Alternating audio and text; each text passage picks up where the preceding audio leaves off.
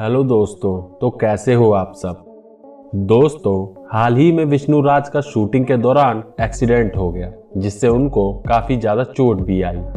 चोट लगने के बाद इन्होंने अपना इलाज करवाया। आप वीडियो में साफ साफ देख सकते हैं कि इलाज के बाद विष्णुराज के हाथ पैर में पट्टी बंधी हुई है, जिस कारण इनको फौरन ही शूटिंग रोकनी पड़ी।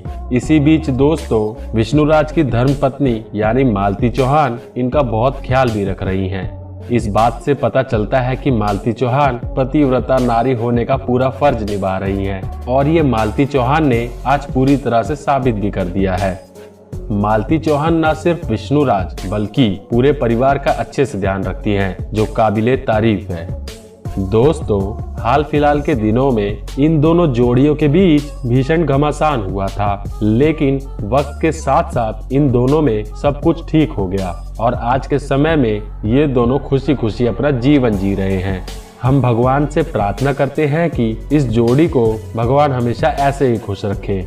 तो दोस्तों, आपको यह आज की वीडियो कैसी लगी कमेंट करके जरूर बताएं और चैनल को सब्सक्राइब भी कर दें। धन्यवाद।